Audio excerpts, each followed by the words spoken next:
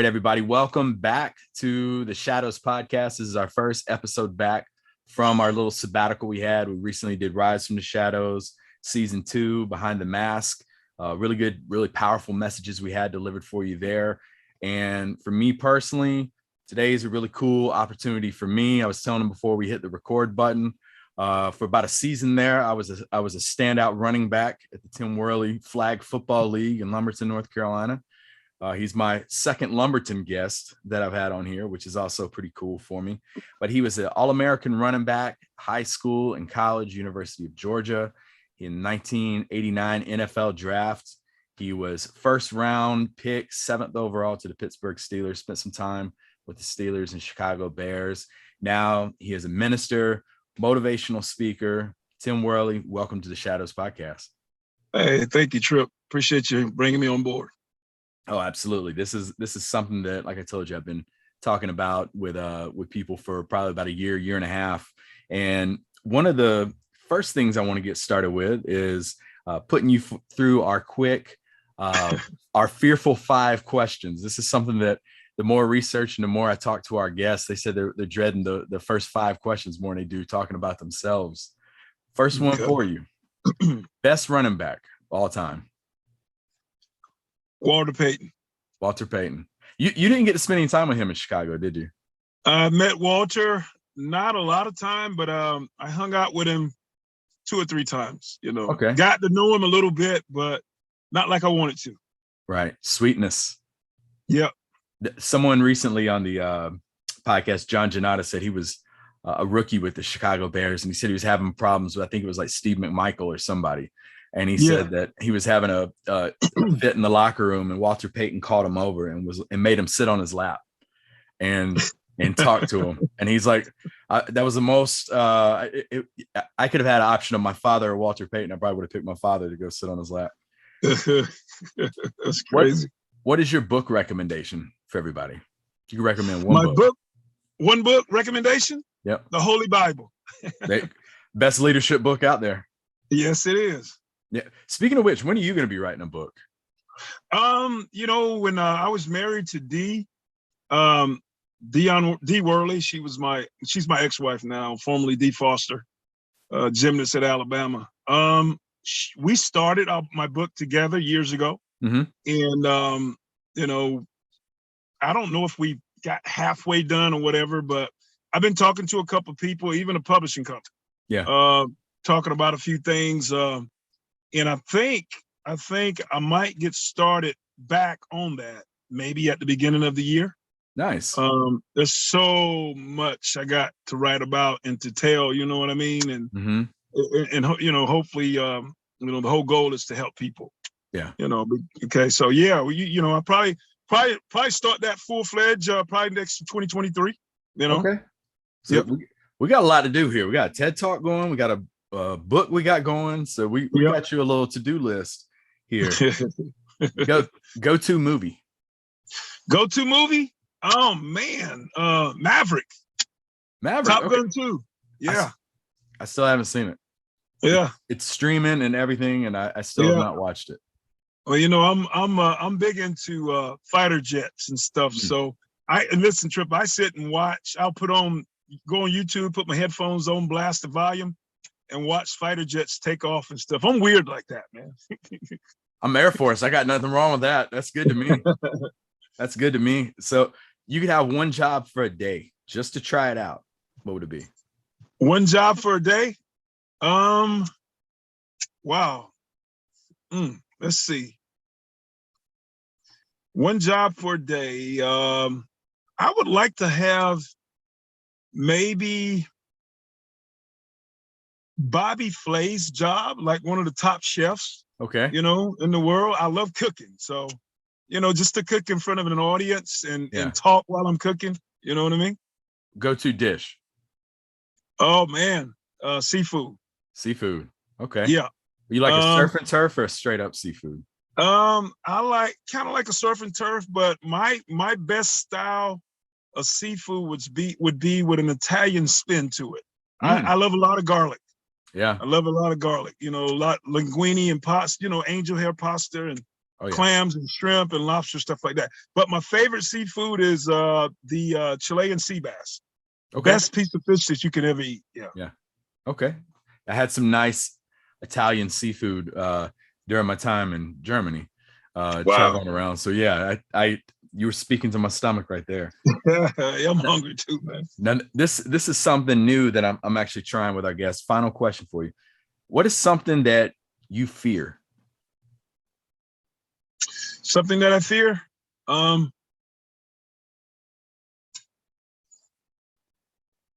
I fear now, today, I fear my grandbabies and all the young people that are born and living today. I'm talking about kids, elementary, middle school, and even high school. I fear that them really being damaged, harmed in their minds and in their hearts and in their lives with the way the world is today. Because, you know, social media. Yeah, I'm 56 in 28 days. And, you know, I grew up, it was basic times, man. Now it's just very dangerous. And I don't want the young people to grow up in a communist country, man. And it seems like that's where we're headed. Yeah. You know, and I fear that, you know, but I want to do something about it. Yeah. Yeah. It's definitely different times. The cancel society and everything like it is. It's crazy, crazy times. Yep. All right. So you survived those 5 questions. Now we're going to actually jump in to your story. So talk to us a little bit about your upbringing in good old Lumberton, North Carolina. Well, first of all, Lumberton is very country. Lumberton is a population of no more than 21,000 people. It sits in Robeson County, the second or maybe the first biggest county, largest county in the state of North Carolina. It's in the southeastern part of North Carolina, right next to South Carolina, Dillon, South Carolina, between Dillon and Fayetteville. Dillon, South Carolina, Fayetteville, North Carolina. Fort Bragg is right up the street. We're about an hour and 20 minutes, maybe an hour and 30 minutes from the beach. But growing up here, you know, we did a lot of tobacco cropping. We raised chickens. You know, some people had hogs. We grew our own fruit and vegetables, and it was just a great place to grow up. You know, we really took sports serious. It's all we had. You know, everybody plays sports, everybody. And I was just one of them that really took it serious. You know what I mean? Every sport. Trip, I was able to play just about every sport at a very high level, even basketball, you know, you know, man, I really enjoyed growing up. I look back now and I thank God that I grew up the way I grew up. You know what I mean? Just a country boy, you know, and then I got introduced to the city life as I got older. Well, you mentioned you excelled at several different sports. I know you said previously you were kind of torn between baseball and football, right? Yep. What made you go the football route? Yeah, baseball was my best sport. I love baseball more than any sport. Baseball and track and field. Football, I love football too. I love them all. You know what I mean? But I felt like I was a better athlete at baseball than I was football. And the reason I chose football was because from a teenage standpoint, or just the frustration that, you know, teens and kids can grow up with, you know, in your environment, it was an outlet for me. So, you know, being able to put on about 10 and a half, maybe 15 pounds of equipment and go out and drill people in the chest and in the head and you know, without getting locked up, you know, I wanted some of that, you know what I mean? So I said, yeah, that's for me. And I was just a rough, physical guy, man, on the football field. I wanted to lay people out, you know, and what people don't know, I really didn't start running the football until my freshman year in high school. All the other times I was like a linebacker and center and, you know, played on the O-line because I was always too heavy to. Yeah, you had that size. Yeah, you know what I mean? I've always had that. I was long and lanky, you know, I started putting on the weight once I hit high school. But baseball was my number one sport. Trip, I actually had a 93-mile-per-hour fastball when I was 16. Wow. And the Pittsburgh Pirates scout came and worked me out. A long time. Nice little contract today. Yeah, a lot of people don't know nothing about that, but if there's a handful of people here that knows about it, they remember. Basketball, I felt like I could have played basketball at small colleges. You know what I mean? Not Division I, but at small colleges. I average, I want to say 14.5 points a game for 3 years in a row. Yeah, two guard. My sophomore year. Excuse me. Two guard. Actually, I was a power forward, man, and I would play two guard when I had to, when the coach wanted me to. But I was a power forward. I was 6'2" and I was almost 6'3", 6'2 3/4, and I had a 41-inch vertical, and I was just like a bull under the boards, man. Yeah. And but played that, and of course track and field just took over. Track and field was like just automatic, you know what I mean? And all of a sudden track just began to take over the baseball because they were played at the same time. And so I had to choose one. You know, the coach didn't want me to play both, so I had to choose one. So track took over. So football and track became my thing, you know? Yeah. And you won state 100 and 200 meter dash. Yeah. My quickest time, 100 meters, I was clocked at a 10:32, 100 meters. And my quickest time, 200 meters, I was clocked at a 2089, 2091, something like that. Wow. I was a consistent 10.5, 10.4, consistent 21 flat, 200 meters, and 6'2" and about 212, 215 my senior in high school. Ran a 4.23 in the 40. You know what I mean? And it was crazy. Just a freak of nature, kind of, I guess. Well, I do want to ask. You said something. You were talking about football allowed you that outlet to get off those teenage frustrations and aggression. Where do you think that was stemming from? I think it stemmed from just growing up in my community. You know, in the neighborhood that I grew up in, you had to fight, man. You had to know how to fight. You know, if you didn't know how to throw those hands or those feet, you know, you got your butt whipped. Me and my brother, I got an older brother that lives in Jacksonville. He's retired Navy. You know, we all took, kickboxing and taekwondo, but he took it to the next level. I never did. I stopped it when I got in the NFL. Right. So you had to know how to fight, man. And but I think it just came from, just seeing what I saw in my community as a kid. I saw a lot of drunkenness. It wasn't a lot of drugs around that time. People smoked marijuana, but I saw drunkenness and alcoholism all throughout the neighborhood, and a lot of deaths from alcohol, and that spirit still lingers in areas in my hometown, and people are still doing the same stuff. But and I was, it was frustrating to see that because I had a lot of family members that were participating in that type of activity. Yeah. And I always told myself and said to myself, I would never be like that. I would never do that. But you got to be careful when you judge people, man, and when you say things, because, you'll get faced with those same issues one day, Yeah. So. Okay. Yeah. Well, you definitely stood out on the football field. Parade Magazine, high school All-American, and then the recruiting process started heating up for you. Oklahoma, Clemson, Georgia. I always love to ask, especially previous athletes, what was it that made you go to Athens versus, I believe Clemson was the other front runner for you, right? Yep, Clemson. You won't believe this, Trip. This is the order of my choices in this order. Oklahoma was my number one choice. Okay, Barry Switzer. Yep. Danny Ford at Clemson was number 2. Yep. Bobby Bowden, Florida State, was number 3. Vince Dooley, Georgia, was number 4. Johnny Majors, Tennessee, was number 5. So Tar Heels got no love in there. Tar Heels, they were in the picture until my senior year. Okay. And because I just didn't, they had a head coach named Dick Crum. And he just had a dry personality, and I just couldn't connect with him. He's no man. And so I decided, I was like, and I guess, I don't know, Trip, maybe I was being a little arrogant and egotistical, but, I went to a game there one time, and they were playing like, I don't know, maybe Bowling Green or I don't know, somebody.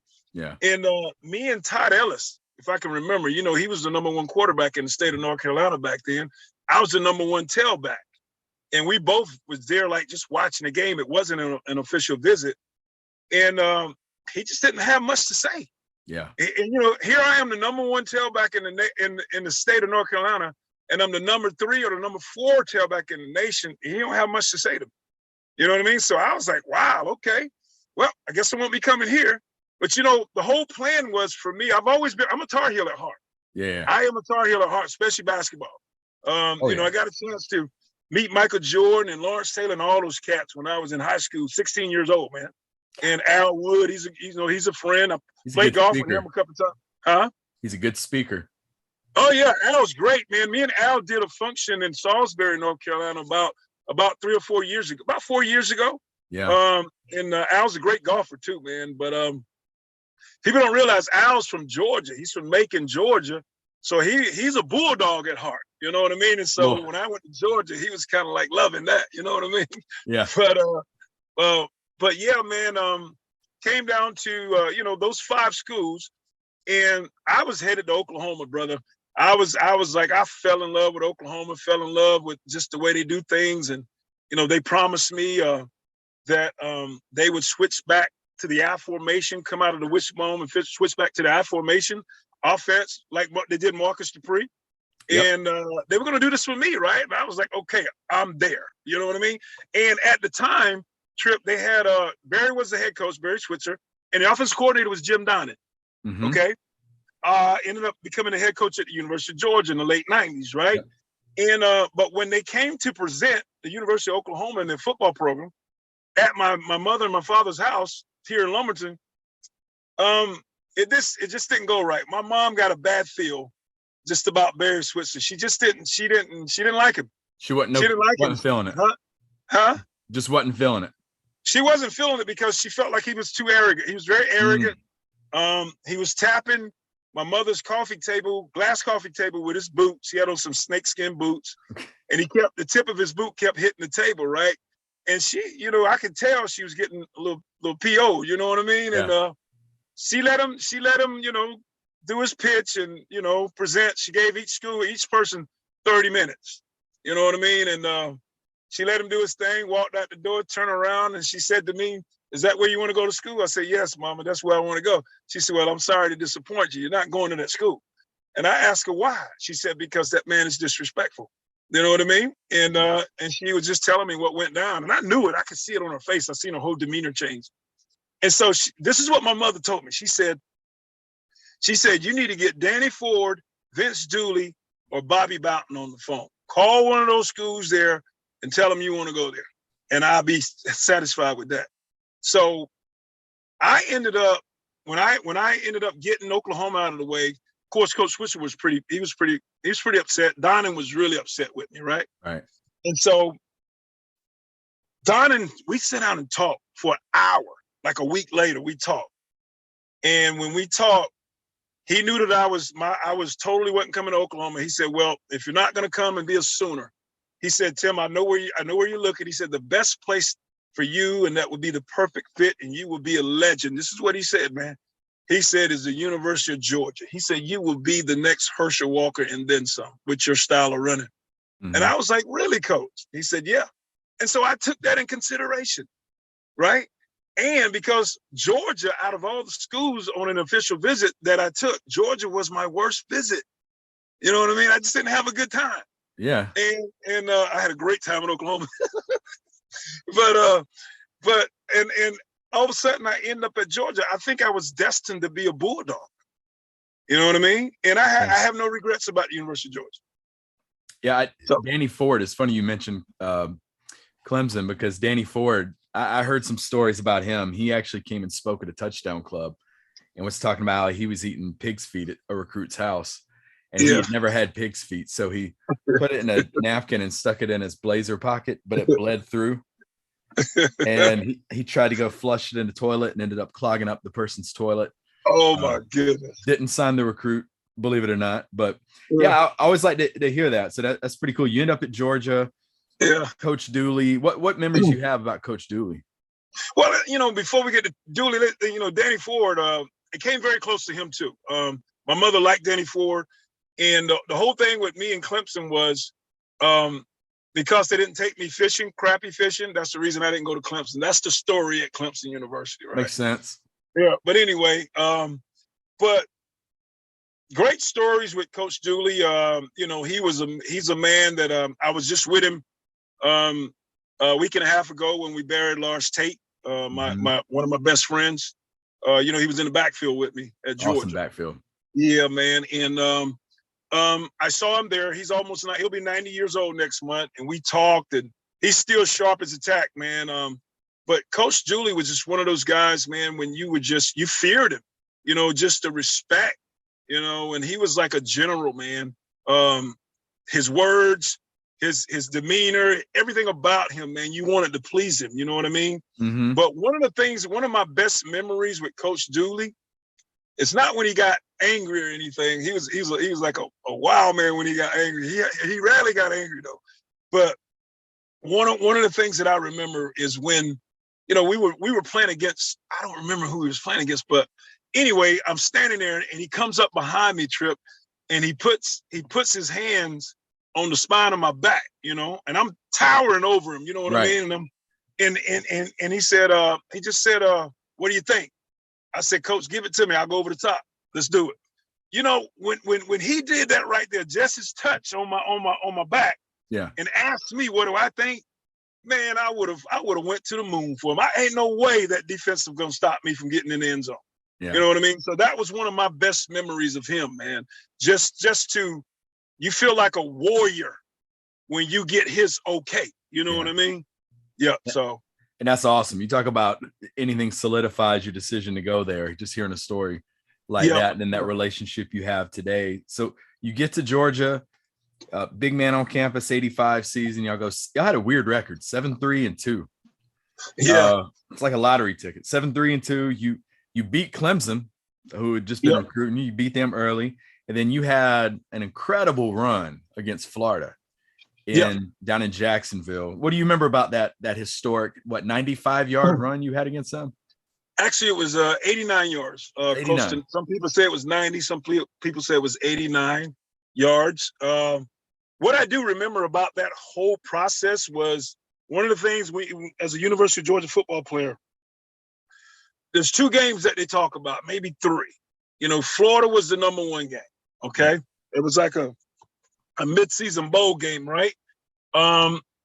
Georgia Tech was the second, and then Auburn. You know, of course, it's the oldest Deep South rivalry in football. So you had to beat Georgia Tech, you know what I mean, being the state rivalry, but the border rivalry was Georgia-Florida. Mm-hmm. And so that game was the most talked about game out of all the games. So that week of practice, it was just intense. And you can imagine how it was back then. You know, we had a day called Bloody Tuesday where we went at it. You know what I mean? And we prepared for that game. And you know what, Trip?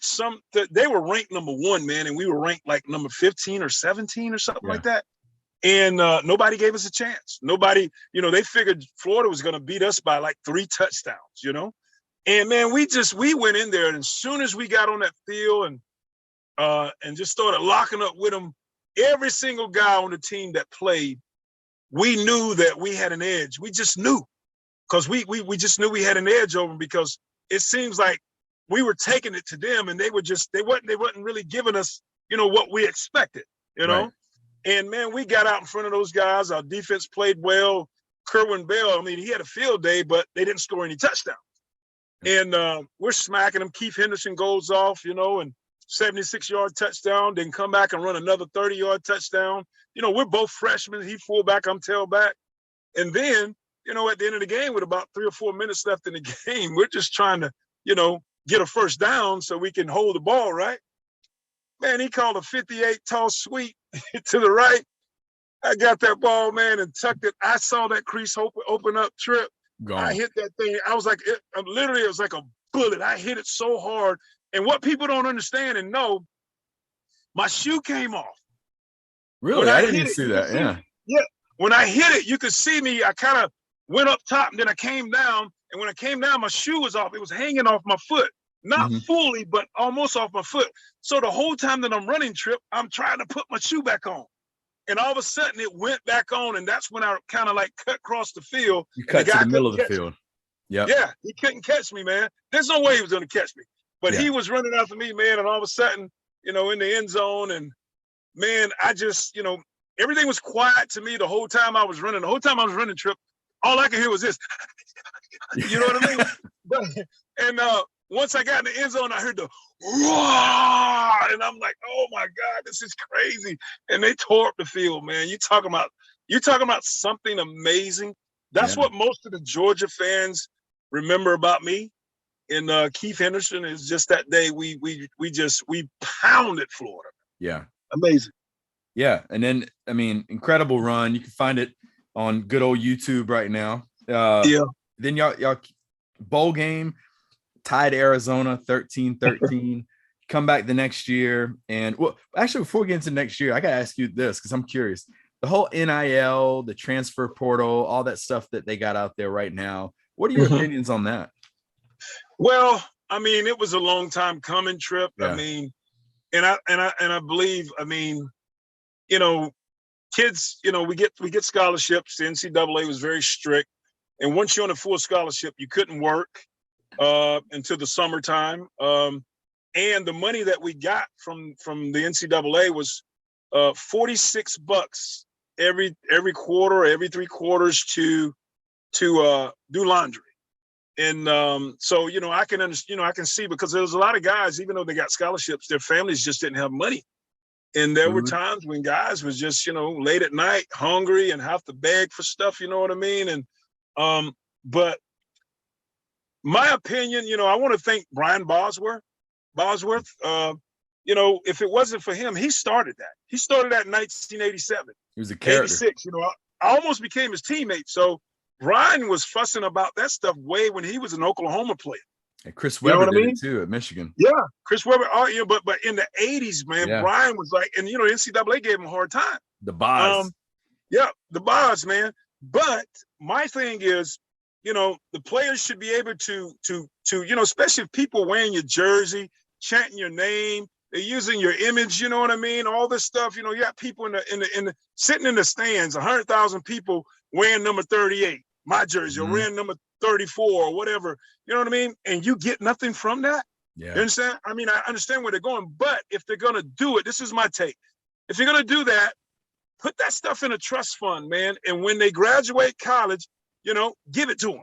Everybody's not going to go to the pros, put some aside, have a little salary, a little light salary throughout the year, put some aside. And then when they finish, there's a couple $100,000 available for them to get them started when they graduate. But see, my thing now, the way it's set up now, it's going to harm a lot of people. Because let me tell you something, Trip. When I was 19, I wasn't thinking the way I'm thinking now at 56. When I was 19 and you would have put a couple $100,000 in my bank account, I would have killed myself. Yeah. I would have killed myself. And you're going to start seeing, if they don't get a grip and get this thing in order, because it's kind of chaotic right now, because there's kids making millions of dollars. Mm-hmm. And if they don't get a grip on this, man, these young kids are going to harm themselves, man, bad. Yeah. And a lot of them right now are already thinking, I don't have to go to the pros. I don't have to go to the NFL. You know what I mean? But, these are the times that we live in. And I'm not hating or anything. I'm just looking out for the kids, man. I mean, think about when you were 18, Trip. How were you thinking, man? I would have. I thought about that the other day. I was reading like the top 15, 20 college athletes and how much they're getting paid. And I was sitting there reading that and I was like, 18, 19 years old, I would have blown every bit of it. Yep. And then probably ruined myself in the process. Yep. And that's what you're going to see, man. If they don't get things in order.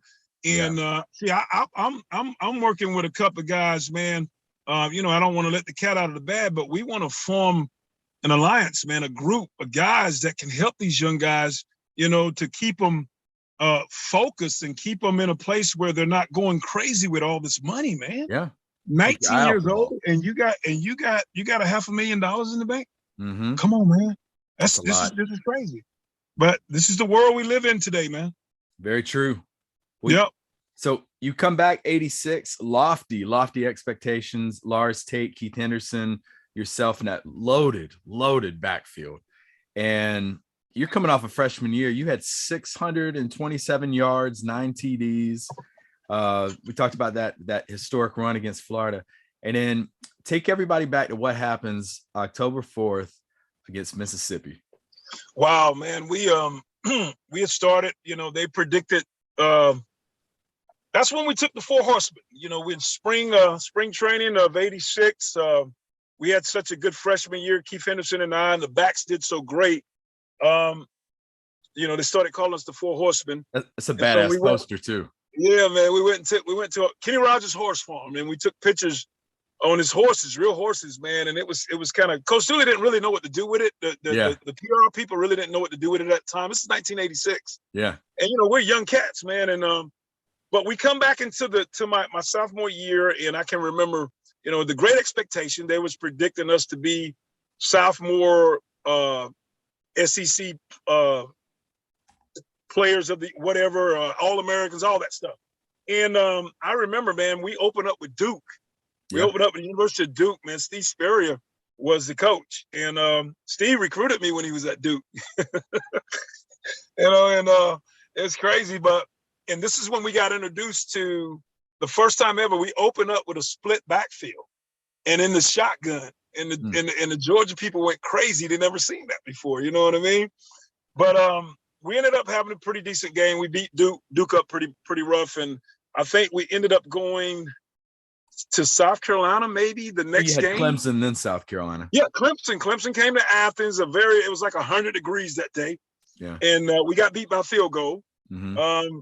And then, Keith Henderson and I, we were the starting backs, starting tailback, starting fullback, that season. And then we ended up going to South Carolina, had a big game, had over 100 yards and 1 touchdown. That's when James Jackson laid the ball down on the ground when there was like time on the clock. Yep. And but the rule was you couldn't advance it anyway. But and then we came back to Athens that next week and played Ole Miss. And I'll never forget this trip. It was our first offensive thing. My offensive, what do you call it? I lose train of thought. But our first offensive series, right? Yeah, offensive possession. The series, and man, just an off tackle play to the left side, and got positive yards, about 6.5 yards. And guy hit me, and I'm planting my foot, my left leg while he hit me, and I'm trying to spin out of it and trying to fall into the first down. And right when I planted my foot and began to spin, linebacker just plant down on my knee, and my knee just went inside. Yeah. And I've never felt anything like it. It was like my knee felt like a noodle, just a limp noodle. And I got up and ran off the field, but I could tell something was wrong. I didn't know it was that serious. And then when I got to the sideline and they checked me out, the doctor he moved my knee around a little bit. He was like, he said, "You're finished for the day." And this was the first quarter. Yeah. I was like, oh man, he said, "You're finished for the day, might be finished for the year." He just knew. And I was like, oh man, so that knee injury, I tore my anterior cruciate, tore all the ligaments on the inside of my knee. Oh, you're muted. Okay. Did you hear that? I'm sorry. I heard you say that you tore all the ligaments in your knee. Yep, tore all the ligaments in my knee. And it hurt me so bad. And I just, I had a big cast on my leg, and I had to wear that around for 6 weeks, and I had to catch a special van to class. And I was so humiliated, man. And I guess I didn't understand. I was just prideful. I stopped going to class. Yeah. I stopped going to class. I didn't go to class for about 2 months, 2 months straight, man. And I ended up becoming academic ineligible. You know what I mean? And in other words, flunked out of school. You know what I mean? Yeah. And so I had to go to a junior college in Miami, Oklahoma. And around that time, I started thinking about Oklahoma again, transferring, because I was being a little kid, throwing my sucker in the dirt. Georgia don't care. You understand what I'm saying? And so I was kind of talking to some of the coaches at Oklahoma, some of the coaches at Clemson, Auburn, Alabama. And but my mom said, I just need to stick with Georgia. Go and stick it out. Yeah. And when you complete your deal at the junior college, just going back to Georgia. So that's what I did. Do you think if the transfer portal would have been like it is now, that might have been an easier decision back then? It would have been definitely easy. I probably would have transferred. Yeah. And because, like I said, I was thinking like a 19-year-old would think. Yeah. You know, I threw my sucker in the dirt, and you know, the world revolved around me. Yeah. You know, if we didn't get what we wanted, we pouted. So, but definitely would have transferred probably to Oklahoma or Clemson, those two. But you know, my mom, we talked, and I was glad that I made the decision to stay at Georgia.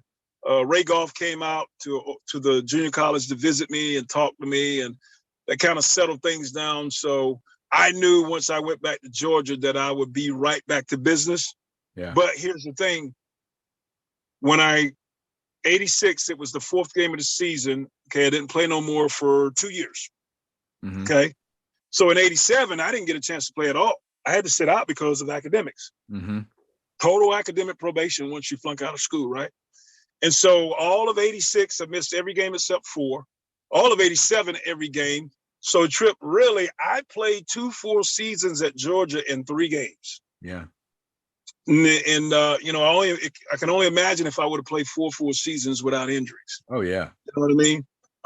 But I was able to come back in 88, and you know, it's history from there, man. I was so determined and so like a man possessed, ready to get back on that field. And I was unstoppable in 1988. Yeah, 88 was definitely a huge year. And I was going to ask about your mentality finally getting back on the field, but wasn't it in between that time where you got introduced to alcohol, drugs for the first time? Yeah, I got introduced to drugs right after I blew my knee out, because I was a straight-laced guy. I didn't drink. Yeah. I didn't do anything, man. But once my freshman year, you know, I saw guys drinking beer during the week. I thought it was a sin, you know what I mean? But after I blew my knee out, man, I started to drink beer. And then 3 months later after that, man, I found myself putting white powder up my nose. You know what I mean? And late 80s. Yeah, man, late 80s. And to be honest with you, man, both the alcohol and the cocaine, I said to myself, where in the heck has this been at? You know what I mean? Yeah. Because the way it made me feel, and so sporadically, you know, from time to time, you know, those are things that you know, I would do. Wasn't nothing crazy, but you know, once or twice a month, you know what I mean? And but by the time, you know, we'll get into it when we talk about the pros, but that's that's when I first engaged with drinking and using cocaine, was in late 1986, you know, around October 1986. Okay, so you go into 88. At that point, when you're starting to get back on the field, how would you say your drug and alcohol use is going into that 88 season? Oh, it wasn't no problem. I wasn't the cocaine wasn't a problem for me. Right. It wasn't nothing that I looked to do or nothing that I craved. It was something that I did once or twice, or maybe even once, you know, like at a party. It wasn't nothing that I desired to do. Right. But, you know, every once in a while I would have a beer or two or a couple of drinks when I went out. You know, I was 21 by this time, and drank a cold Miller Lite, something like that, or a Tanqueray and cranberry, you know what I mean? And casual drinking. But it wasn't anything. It was just casually drinking, because I was so focused, Trip. I was so focused on the 88 season. Yeah. Nothing was going to stop me. And so I come back into that season, man. It was you know, by this time you got the great Rodney Hampton. He's a starting tailback.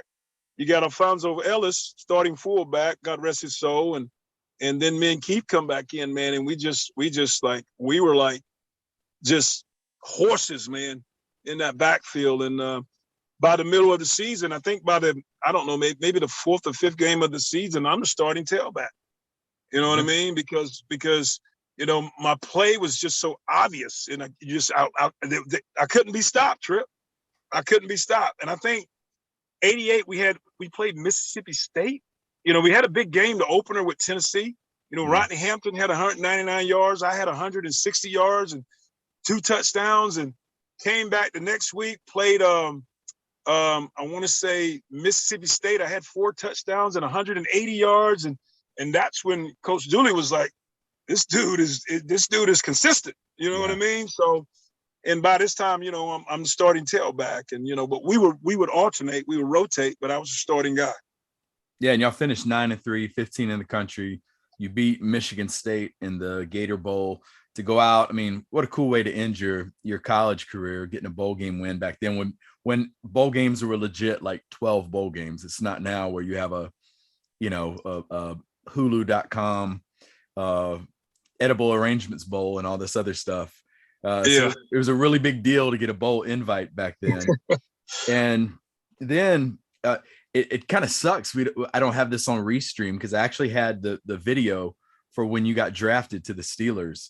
Right. It was the last like 45 seconds where they were hyping it up. But April 23rd, 1989, the NFL draft, Mel Kiper pretty much hit the nail on the head with your pick to the Steelers. But that draft, it was crazy. The first 6 picks went in like 21 minutes. And you look back, it was a pretty stacked group with Troy Aikman, Barry Sanders, Deion Sanders. What was the pre-draft process like? And then where were you at on draft day when you heard your name called by the Steelers? Okay. Pre-draft, I immediately declared myself eligible for the draft after the Michigan State game, the Gator Bowl. And, Ray Goff, he called me and Keith Henderson to his hotel room. This is the night before the bowl game, because nobody knew, but he was going to become the head coach. And we were the first 2 players that he told, because we were juniors. We were redshirt juniors, so we had another year. And, I played so well, and people were predicting me to go in the top 10 in the first, and I couldn't pass that up. Yeah. I didn't want to take a chance on blowing my knee out again, right? And so I let Ray know what I was going to do, and, he honored that. But that whole process of after the bowl game and everything, it was a lonely process. It wasn't like today where these guys hook up with other trainers and work out people and do all this stuff. I was a loner, and I had to train on my own. I had to take time and train on my own and stay in shape. And we wasn't allowed to go to the combine then. Redshirt juniors. Barry and I think Barry was a redshirt junior too. We were the two. The rest of the guys were seniors. Dion and Derek Thomas and all those guys, they were seniors. And so I think there was a day in March. March, all 28 teams, it was 28 teams at the time, Trip. All 28 teams came and worked me out in Athens on the artificial turf field, right? And all they wanted to see me do was run the 40, do the vertical, and that was it. They knew I was strong as a bull, but I just wanted to show them what I was capable of, right? Right. So I ran the 40 twice. The first time I ran the 40, I was about 230, 232. I ran a 4.38. I ran a 4.38 at 230 pounds. And then I ran it again. I think they clocked me at a 4.35. But they always posted 4.4. I don't know why. But anyway, and then we did the vertical, and all the teams watched, and my vertical was like a 38 and a half inches, something like that. And then they said, that's it. We don't need to see anything. I said, you guys don't want me to lift? And I said, I'll lift. You guys came. That's what. And they said, sure. A couple of teams like, nah, we don't need to see no more. But I wanted to lift anyway. I wanted to show them, right? Yeah. So I took 225 and I did it 28 times. Not bad. Okay. And they were like, okay, that's all we need to see. Yeah. Now, check this out, Trip. A lot of people don't know this. Barry Sanders hadn't yet declared himself for the draft, right? I think his came down to a probation thing with Oklahoma State. Yep. And listen, there were 3 teams that wanted to talk to me personally. One of them was the Falcons, the Detroit Lions, and I think the Green Bay Packers. Okay. They pulled me into the office for about 5 minutes and we just talked privately, right? And here's what the Detroit Lions told me. They said, listen, we run the run and shoot. We're looking for a Barry Sanders type guy. His style, we like him, but we don't know for sure yet if he's coming out. He hadn't declared it yet. But they said, if he don't, this is what they said, man. They said, if he don't, he said, we will take you with the number 3 pick. And I was saying to myself, no, you won't. You know what I mean? Because, Detroit, man, nothing bad about Detroit, but you didn't want to go there, tough, back then. And I was like, okay. I would have went anywhere. I didn't care. But, and I was like, wow, okay. And so Barry finally, I think a week later, declared himself eligible. And so I was talking to the Falcons. I was talking to the Packers. I was talking to the Chargers. And the Steelers jumped in the picture big time. They just jumped in there and just everything. They're just showing me all kind of interest, right? And so by the time, my draft, all of my people that I hired, they were in Los Angeles. Hold on a second. I'm on the phone. They were in Los Angeles, in Beverly Hills, and the people that I hired, a PR firm and a sports agent, lawyer, everything. And we had my draft party at the, I think it was the Beverly Palm Hotel where Eddie Murphy did Beverly Hills Cop. Yeah. That's not a bad spot. Yeah, man. And so we invited all the guys. We invited USC players, UCLA players, everybody that was in the area. Oh, nice. And man, that morning, like you said, the first 6 picks went so fast, and the next thing you know, I was gone. Yeah. And I could read Pete Rozelle's lips when they was down there. I had already got a phone call. Anyway. When they brought the paper up, yeah. Yeah, and I could see him. He said Tim Worley. I could see it, right? And I can't tell you the feeling that I got. I just got to chill. You know what I mean? And that was just an awesome time, man. Yeah. Yep. Yeah, I'll try to get the clip posted either on the Instagram page or something, but it was really, really cool moment for you. I'm sure you had a little bit of a holdout. You actually signed on 18 August, very lucrative deal, 3 years, 3.5 million. What was with the holdout? Well, back then, guys, the Pittsburgh Steelers wasn't known for paying players. Yeah. And back then, you really had to go in and negotiate. People wasn't giving up money like that. And so, Trip, I'm still the first rookie in Steeler history to get $1 million signing bonus. Yeah. It's like I didn't know this, but I'm still the highest running back ever drafted in Steeler history. And I'm the first rookie to get $1 million. You can be the starting tailback. Right. And so so that was huge. And I missed all the training camp except like 4 or 5 days. You know what I mean? And I mean, it harmed me, but we had to get it done because, they were known for not paying players and not giving up the money. Yeah. And I had a guy, he was, Doc Daniels. He was a bulldozer, man. And some teams liked working with him, some teams didn't, but he got me the money, but I still think he could have got me more though. Well, what for you was the biggest adjustment between playing college football and now you're here in Pittsburgh? What was the biggest adjustment for you? I think not that I think I know, it's just mentally.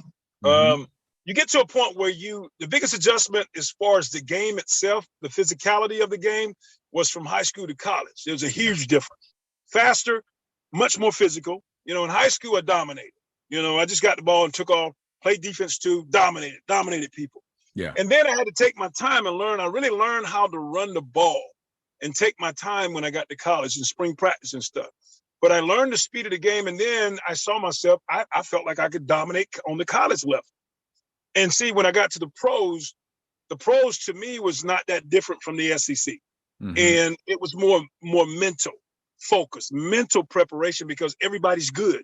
Yeah. And the sorriest team, the worst team in the league, can kick your butt on any given Sunday. Yeah. You know what I mean? And so you had to prepare mentally. You had to watch film. You had to do a lot of film study. You had to study those guys. When I came in the league, you had Lawrence Taylor, Mike Singletary, Ronnie Lott, those guys that would take your head off. You had to see where those guys were at all times. Yeah. You know what I mean? And so that was the biggest adjustment to me. And then Trip, you had, when I went to Pittsburgh, I had to force myself to go home because I was so programmed as a college athlete that I thought when I left practice that me and all the guys were going back to the dorm room. I forgot that I bought a home. You know what I mean? And I had to make that adjustment from a program to a business, to an employee. You know what I mean? And it took me a while to do that because I was sheltered all of my life as an athlete. And I had to make that adjustments. And then the huge adjustments to me now that I look back was knowing how to properly take care of yourself, how to get the proper rest, how to stay in and not get carried away with the freedom that you have, with the money that you have, with all the girls that's after you. I had to learn how to do those things. And back then I didn't know how to do it. Yeah. I didn't know how to get the proper rest. I would stay up late at night stay up to 4 o'clock in the morning, have to be to practice at 8 o'clock, you know what I mean? But, my little 20-something-year-old body could take those things. But, I'm pretty sure that had an effect on me in the long run. Oh, yeah. Yeah. And you get there, and that's where your story kind of takes a little bit of a turn, and you started to have some issues with substance abuse. And talk to us about how that kind of cut your tenure with the Pittsburgh Steelers a little short. Well, I felt like I was that quality, that caliber of running back. I felt like coulda, shoulda, woulda. If I was focused, I could have played 12 years, 14 years. Even with the style of play that we had back then, it was very physical. But I planted a seed. I started something back in Athens when I snorted that first line of cocaine back in 1986. Little did I know that seed was gonna grow up to be an oak tree. You know what I mean? And it became an oak tree. And by the time I was, my second or third year in the league, partying and snorting cocaine was like a weekly thing for me. You know what I mean? I didn't do anything during the game, but during the week, you just hang out, you with girls, you're drinking, and you snort a couple of lines of coke, and all of a sudden it just started to take over, Trip.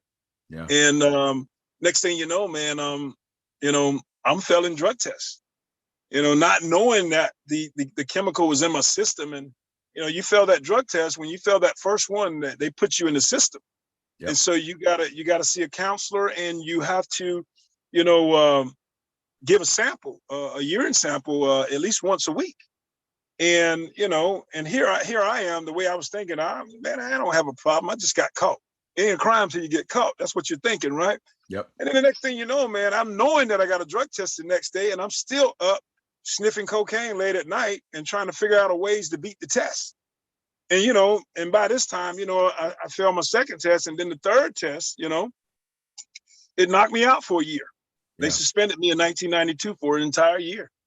And, with incentives and everything that I had in my contract, I forfeited close to $1 million that year. Wow.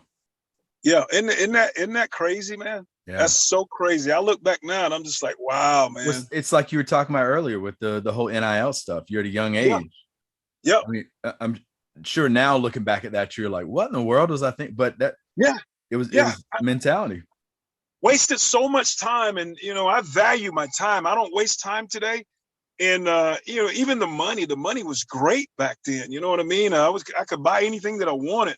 Yeah. Here I am, I got 5 or 6 like $100,000 cars, man. What did I need that for? Yeah. You understand what I'm saying? I mean, big Mercedes and Porsches and motorcycles and everything, just showing off. What did I need that for? Yeah. I don't need that stuff. It doesn't mean a hill of beans. Yeah. But that's the mentality of, back then when I didn't come from money. I come from a lot of love. And all of a sudden I got a couple $1 million, close to $1 million in the bank. Okay. What are you going to do with that? It's crazy. You requested to get traded, correct? Yes, I did. A lot of people in Pittsburgh, especially the fans, they thought that Bill Cowher and I were beefing. They thought that we had a grudge against each other, but it wasn't like that. I went to Coach Cowher and I asked him to trade me because I just needed a fresh start. Yeah. And one of the things that people don't understand, I think the Steelers, even through all that stuff, all the drug stuff, the trouble, the fumbling, everything, the Steelers still believed in me. And they brought me back after my suspension. And in 93, I actually had a great preseason. But Barry Foster was their guy. When I forfeited the 92 season, Barry Foster stepped in and he had 1,600 yards. Dude played ball that year, right? And the Steelers still brought me back. So I played a little bit of second team tailback and a little bit of third team, a lot of special teams. But I was frustrated. I didn't know how to adjust sitting on the bench like that. Mm-hmm. You know what I mean? And so I kind of went about it the wrong way with my attitude, but I had a talk with Coach Cowher, man. I said, Coach, he saw me in practice one day and I was just stretching. He said, how you doing, buddy? I can remember the conversation. I said, Coach, I'm a little frustrated. He said, I know, I could tell. He said, what can I do for you? I said, Coach, can you shop me around before the trade deadline in October, and see if anybody need a running back of my caliber that can come in and play right away? He said, you got it. And so he did it, man. And he came back to me a week later. He said, there's 4 teams interested in you right now to come in and play right now. And he said the Chicago Bears, the Green Bay Packers, I don't know why, the NFC North, Green Bay Packers, the Arizona Cardinals, and I think it was the Tampa Bay Buccaneers. Got my boys, Cardinals. Yeah. Okay. I chose Chicago because, Dave Weinstead had just came there. He was a Super Bowl champion, defensive coordinator with the Cowboys. I was like, man, and plus, Chicago, Michael Jordan, nightlife. I'm like, the Bears, And the Bears always been my number 2 team. Steelers always my number 1 team, even before they drafted me. And so I ended up, after the New Orleans game, I remember I came in late that morning. We didn't have practice on Tuesday. Came in late that morning, sat out on my couch, turned on the news, sports. Steelers running back Tim Worley had just been traded to the Chicago Bears. I was like, what the heck? You know what I mean? That's what I wanted, Trip. But I was like, wait a minute. So that's how you found out. By that time, 5 minutes later, I get a call from the Steelers organization. You need to come in. We need to talk. And I said, I'll be right there. I went in and talked to the Rooneys and talked to Coach Cowher and everything. And the Bears couldn't wait to get me in there, man. And, it all set up. And, that evening, 6:30 in the evening, man, I was on a plane to Chicago from Pittsburgh. And next thing you know, Monday night, I'm returning kicks for the Bears. The Bears had what, Rashad Salam back then? No, they had Neil Anderson. Neil Anderson, he was kind of fading. They had Ironhead Haywood. They had Bobby Christian, Robert Green. Rashawn Salam didn't come in until 95. Yeah. Okay. And what were your memories in Chicago? Oh man, when I first got Chicago, I loved it. I fell in love with Chicago because I think I got there in October 21st, 18th through the 21st or something like that. And the first couple of games, I just, returned kicks, really didn't play. Just wanted me to return kicks with Curtis Conway. And I think around the third or fourth game that I was there, I think it was the Raiders or somebody, I started to play. I started to come in and substitute Neil. And then after that, man, they had me starting. Played good against the Chargers, played good against the Broncos, played good against the Packers, had a real good game against the Tampa Bay Buccaneers. And so I ended up being, we rotated Neil and I, but I was the starting tailback. It was a new spark for the Bears, my style. And what got you to the point where you're like, all right, I got to walk away from football? Because you were only with the Bears for what, 2-3 years? 2 years. My old ways of thinking started creeping back up. But this time, Trip, it didn't hit me in the way of using drugs.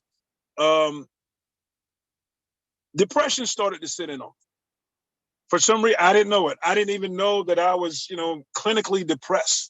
With all the things that I had, the money and everything, all the toys, and I was literally depressed because in 1994, I finished strong in 93 with the Bears, right?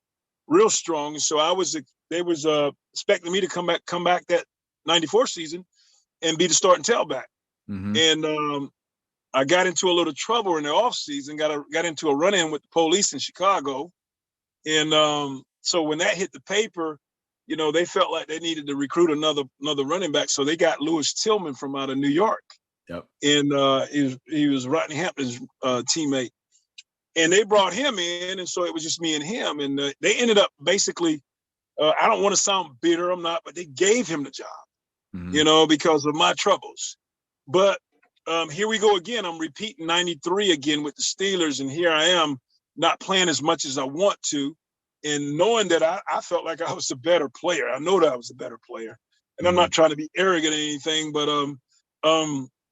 man, so, depression set in. I remember we were scheduled to go to Detroit and play the Detroit Lions, and Trip, I drove to the airport in Chicago, O'Hara, and there was a certain spot that we would park our cars, the players and the coaches.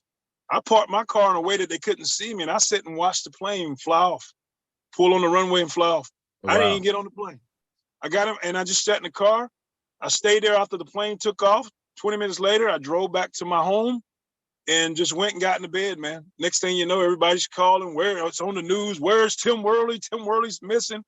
But I didn't know that I was dealing with like deep, dark depression like that. Mm-hmm. And so I went to Menninger's in Topeka, Kansas, like a dual diagnosis recovery for drug and alcohol and for depression. And I got on antidepressants, man. And they helped a little bit, but, you know, I didn't like taking that stuff. You know what I mean? So they had me on a 1994, they had me on a, what do they call it? Inactive, whatever they call it. I can't, not injury reserve, but inactive. And so the 94 season, man, I missed probably 90-80% of that, the second half of the season.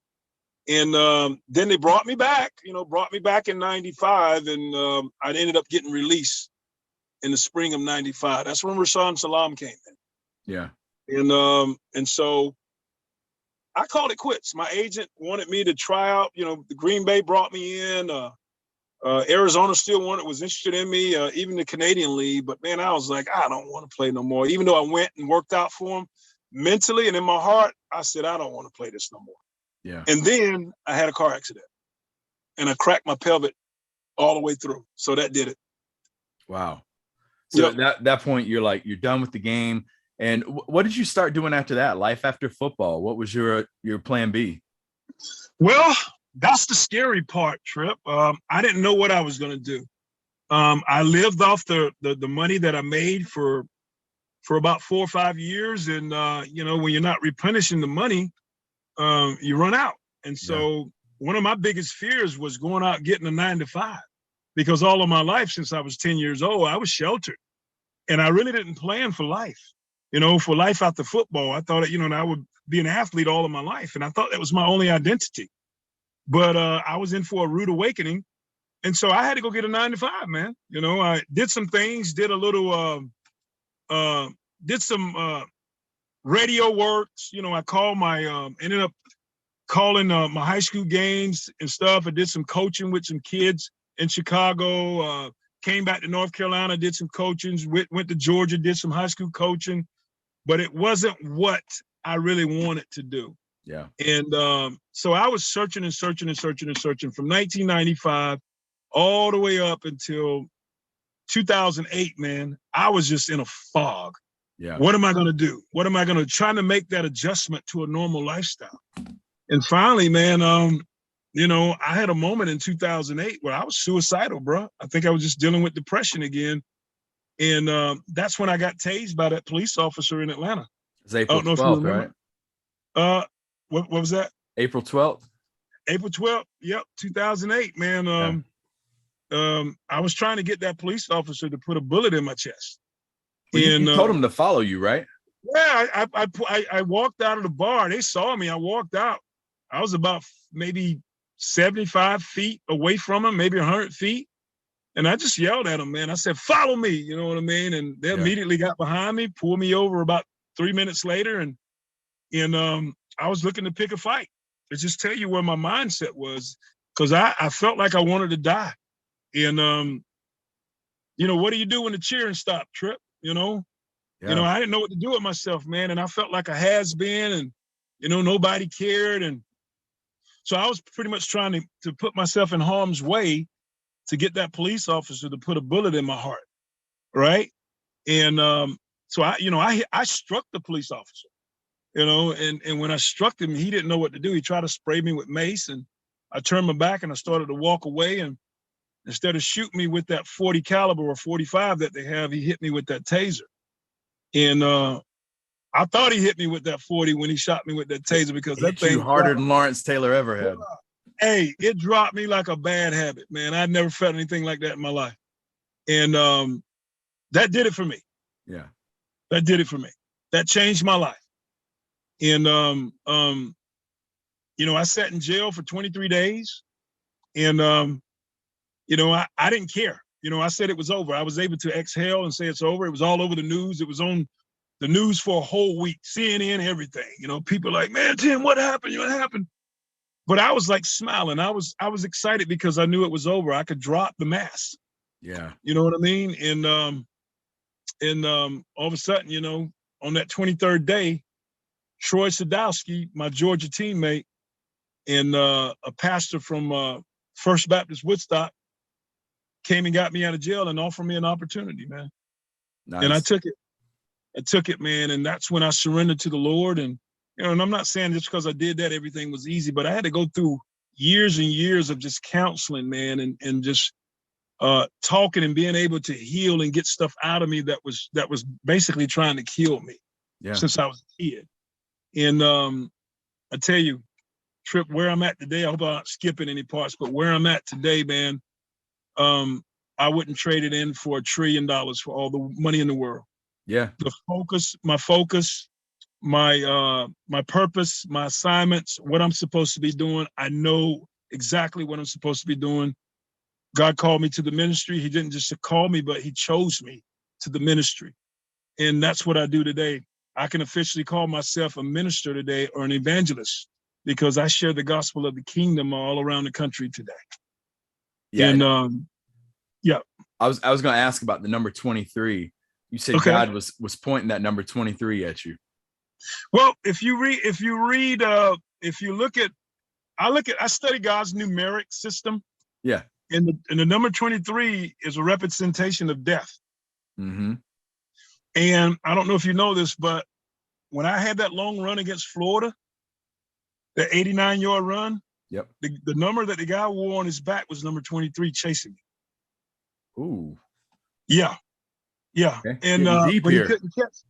In that like that's good. And he couldn't catch me though. And it's just like the enemy, the devil, you know, Satan been trying to kill me for years, and it's because of the anointing on my life and what God put in me to give back to the people. Yeah. You understand what I'm saying? And I tell people I'm a curse breaker. I'm a curse breaker, and I'm going to help a lot of people because I ran from it for years. A lady told me a long time ago when I was a teenager, she said, God told me to tell you you're responsible for souls. I said, no, I ain't. And I ran. I ran, Trip. But I accept that responsibility now because number one, the most important thing is my relationship with Jesus Christ, very intimate, and knowing who I am in Jesus Christ. I know who I am today. I had no clue who I was for almost 40 years. Yeah. Almost 40 plus years. And, you know, I'm about to be 56. I know who I am today. Yeah. You know? First of all, that's awesome. Second of all, 23 chasing after you on the field, 23 representing death not catching up with you. That's your TED Talk right there. Yeah, that's it. That's it. You're right, man. That's good. That's good. And let me ask you this. Because, you know, one of the really interesting things I've heard from doing a lot of these interviews and talking to people who've been suicidal, depressed, substance abuse, they found themselves just at the lowest of lows. And they say that they've never really conquered it. They're constantly battling to conquer that. And it's a continuous journey. And one of the things that really challenged a lot of these individuals more so than anything else was when this pandemic happened in 2020. What was the toughest part for you when COVID hit our nation and we pretty much went into full lockdown? I think I'm a people person, and what I was doing before, right when COVID hit, I was working with a youth sports ministry. Okay. And I was working with kids from age 6 to 14. And we traveled and played football, basketball, baseball, wrestling, everything. And I was like the chaplain for the whole organization, you know, leading the kids in Bible study and everything. And when that came to a halt and we couldn't do anything, I'm just realizing now how bad it messed me up. You know, it harmed my company with my ex-wife and I, and, you know, things just kind of went south. It just messed up everything. But for me, it was right around the time too, simultaneously, when I started to feel the effects, Trip, of the hits, the concussions.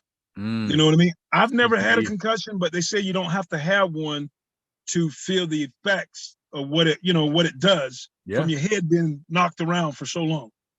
And around 2019, man, I started feeling different.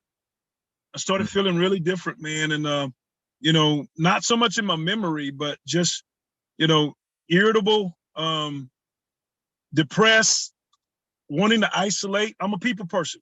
Yeah. Not wanting to do things. I love golf. I love fishing. I wasn't even interested in that anymore. You know what I mean? And I just felt like it had me, I'm a talkative person, but it had me quiet. And I was getting bad headaches. You know what I mean? Yeah. And so 2019, I started feeling a little bit different. And then, 2020 came around, and me and my ex-wife had a disagreement with some stuff, and things just didn't work out, and we separated, and then we ended up divorcing. And so the last 2 years of my life, man, between 2019 and up until last year, has been the worst couple years of my life. Just the pain, everything that I went through, Trip, the divorce. I love my wife, didn't want the divorce, but, coming back home, and, I had started back drinking again, and I got sick. I got pneumonia. Last year I had pneumonia for 6 weeks, and I thought I was going to die. Yeah. I literally, brother, I couldn't breathe. It was like, if you ever had the breath knocked out of you, I felt like that every day, 24/7 for 4 weeks. Teresa had it real bad. Yeah, man. I literally thought I was going to die, Trip. And then I finally, the medicine and doing the right thing. And, it took about 3 weeks to totally get it out of me. Yeah. You know what I mean? And that's when I made up my mind. I said, I got to get up, man. I got down to 100. I'm about 228 pounds, 230 right now. Yeah. I got down to 198 pounds, brother. Wow. And my mother, she was so worried, man. And I was like, I literally thought I was going to die. And when God brought me through that, bro, I made up my heart and my mind. I said, Lord, whatever you want, I'm yours. My heart belongs to you. And let me tell you something, brother. Ever since December of 2021, early 2022 in January, I've literally done a 180. I surrendered again. I rededicated myself to the Lord and totally surrendered to him. And you talk about, what are the process you take from addictions and all those things that affected us. God took the taste and delivered me from alcohol. He took the taste of drugs. He took the taste of alcohol. He took the taste, Trip, of fornicating away from me. I'm literally a 56-year-old man. I'm celibate, want a girlfriend and a wife eventually, but he's re-purifying me again. You know what I mean? And I'm pure, I'm clean, and I'm focused like never before. That's like awesome. Never before, man. That is awesome to hear. And I was actually going to ask you now, like I just saw you were doing, we talked about this before I hit the record button, training camp with the Steelers. Talk to us about like all this awesome stuff. You were talking about how busy you've been. You even got people running up to your car when I'm sitting here talking to you, but talk to us about all the stuff going on with you and all the amazing things you're doing now. Okay. Number one, I rededicated my life to the Lord. I totally surrendered to him, and things are happening in my life like never before. Even things that I really worked and wished that would happen years ago, they're coming easy now. And I'm being actually led by the Holy Spirit. I walk in the Spirit every day, and it's just, it's like I'm smarter, I'm wiser now. And it's because I surrendered. Obedience and humility will take you a long ways. But one of the things that I'm doing now, I am an evangelist. I'm a minister. I preach the gospel of the kingdom. Okay. I'm a motivational speaker too. I work with kids. I work with adults. I do leadership training with corporate. And right now, Chip, ever since January, and especially ever since I went to Pittsburgh, blessings have been literally dropping in my hands every single day. That's awesome. DMs from Facebook, people asking me to come and speak. Can I come and speak to this group? Can I come down here and speak at the sports banquet? Can you come to our company and motivate our company and this and that? I mean, literally without effort, they're dropping in my hands every day. I'm literally filling up my calendar right now. I'm scheduled to go to Denver, Colorado in a couple of months to go speak to several high schools out there and a couple of elementary schools. People calling me from all over the place. And ever since the Pittsburgh trip, training camp, it has been off the chain. And I think God, if you saw that video, God literally redeemed me in front of all the people and the fans in the city of Pittsburgh. You know what I mean? Yeah. And the welcome that I got back from Pittsburgh, from the people of Pittsburgh, and especially the organization, is unbelievable. Unbelievable. The Rooneys, I sit and talk to Art Rooney the second. We just talk and talk and talk. I asked him to write me $1 million check again. He said, nah. Let's redo that 89 contract. Yeah, you know what I mean? Give me that 89 contract back. But, you know, God has ways of restoring and redeeming, and he's doing it right now. Everything. He's giving me everything back and then some. Prime example of just keep persevering, keep fighting, keep pushing through, and God's going to have better plans for you in the long haul. You just got to get past it. And that's right. That's right. You have, and one of the things I was going to ask you is, what advice do you have for anyone out there who may be struggling with some of those personal demons? You know what, Trip? And I'm going to be, I only know how to be truthful. I'm honest and I'm truthful. I don't have to lie. But for me and for anybody else, you know, we need Jesus, even if people don't realize it. To me, he's the most important thing in my life. And my advice to anybody that's out there struggling, even if you're not struggling, you know, and we need Jesus as your Lord and Savior. I receive him as my Lord and Savior, and being led by him makes a whole difference in my life. I mean, I still, you know, God said that, you know, in this life you will have tribulation. We still have normal human troubles, but, you know, God gets me through it. You know, even through all my troubles, things that I may struggle with today, I still have joy. Yeah. And the most important thing that any man or woman that could do was repent, is to repent and ask Jesus Christ to come into your heart, man. You know, and that's the advice that I would give anybody, from a kid all the way up to a 100-year-old man. That's the advice that I would give you, because, you know, I'm in love with Jesus for the first time in my life, man. That's awesome. I can say that. Yep. I can say that. And see, being in love with the Lord is helping me to reciprocate that to other people, to know how to love people, to know how to love my wife if God wants me to marry again. You know what I mean? Know how to reciprocate that same kind of love, that agape love. And you know what, man, like I said before, you couldn't give me $1 trillion to turn my back on the Lord. Yeah. If you drove up with a truck with $10 trillion in it and say, man, turn your back on Jesus, man, you better get out of here. Yeah. You know what I mean?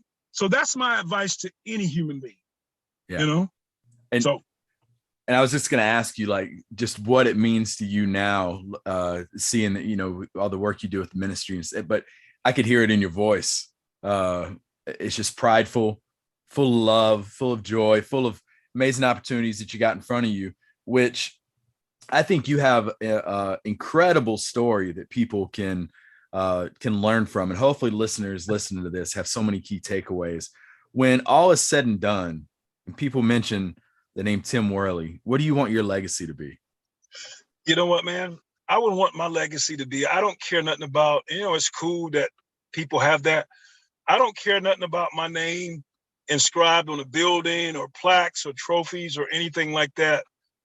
You know, I would want my legacy to be that, number one, he was a man of faith.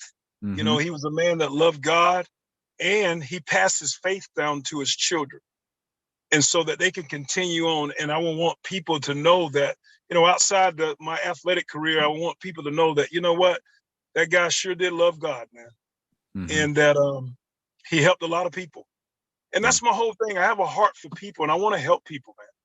You know, I have a hatred for poverty. I have a hatred for racism.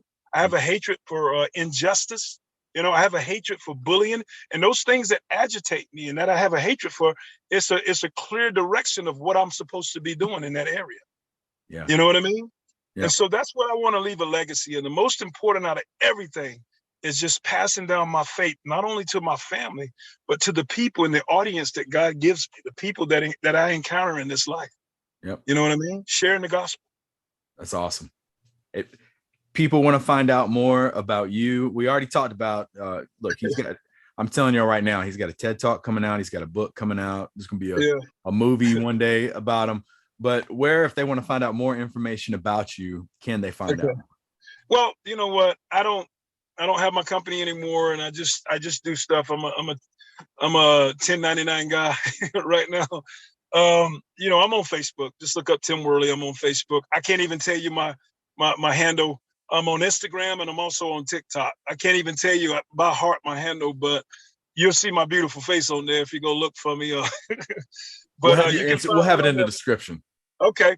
You can find me on those 3 social media platforms, and every day I'm doing ministry. Every day I'm encouraging people, and at the same time being funny, doing funny stuff on there too. So that's where you guys can find me. I'm going to be traveling the country shortly and speaking in different places all over the country. So, yep. Yeah, definitely click on the description. We'll have his links. Like he said, always posting videos, very entertaining. Very motivating as well. So definitely go give him some support. And final comments for our listeners out there. Well, I just want to say something.